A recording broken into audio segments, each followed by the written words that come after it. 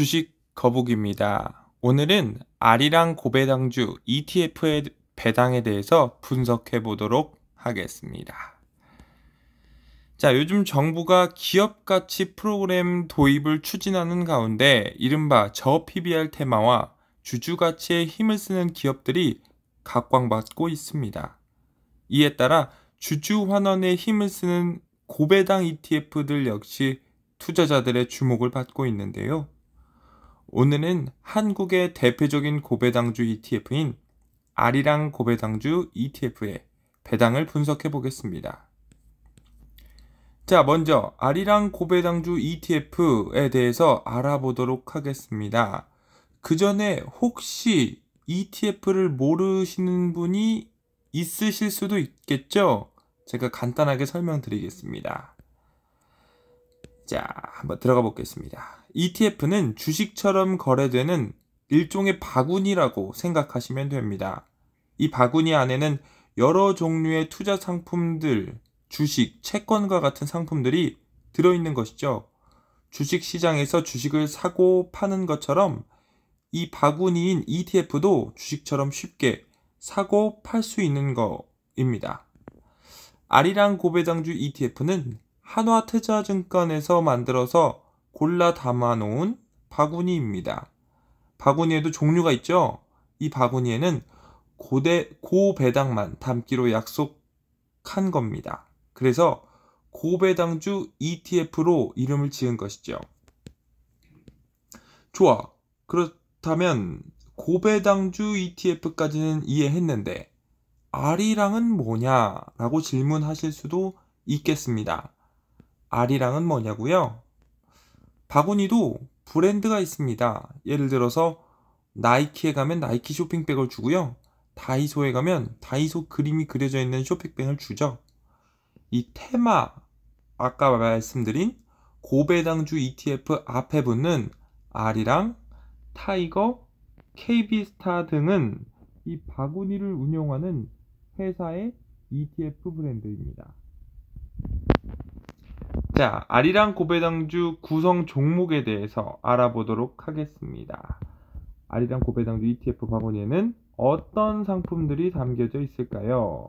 우선 ETF 종목 기준은 이렇게 정했다고 합니다. 우리나라에서 시가총액이 제일 높은 기업을 200개 기업을 선정하고요. 이 중에서 배당 수익률이 제일 높은 상위 30개 기업을 ETF에 포함했다고 합니다. 자, 구성 종목 비중을 한번 볼까요? 자, 구성 종목 비중을 보면 하나금융지주가 가장 많고요. 그 뒤로는 기아, 기업은행, KB금융 등 우리가 잘 알고 있는 고배당주 ETF들이 잔뜩 들어가 있습니다. 자, 그러면 아리랑 고배당주의 배당금에 대해서 알아보도록 하겠습니다. 사실 ETF에서는 배당금보다는 분배금이 정확한 표현입니다. ETF를 운영하는 운용 수익을 투자자들에게 분배하는 것이기 때문입니다.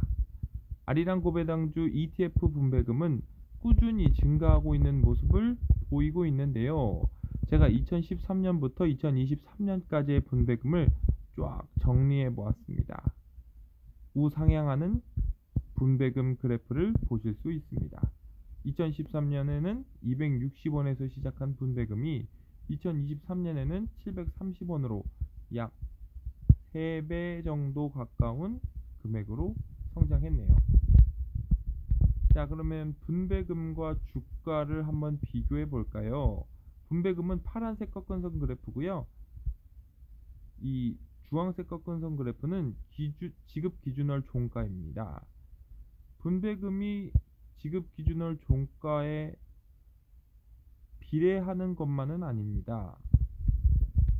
재미있는 상관관계를 볼 수가 있는데 분배금과 주가의 상관관계가 0.89로 굉장히 상관관계가 높습니다.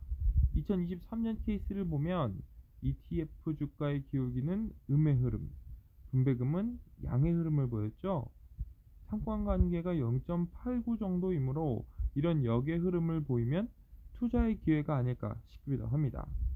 비교적 ETF가 저평가 영역이라는 것을 간단히 알 수 있는 것이죠.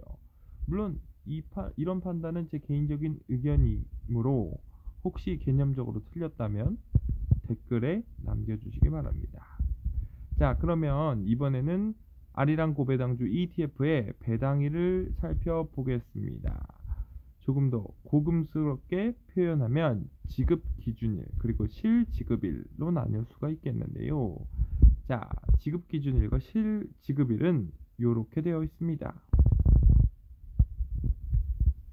거의 매년 분배금 지급 기준일은 4월 마지막 영업일로 설정되었고, 분배금 실지급일은 지급 기준일 이후 2영업일이었습니다.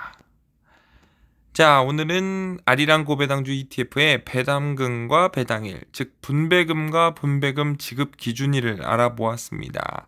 최근 저 PBR 테마 훈풍을 타고 급상승하고 있는 아리랑 고배당주 ETF인데요.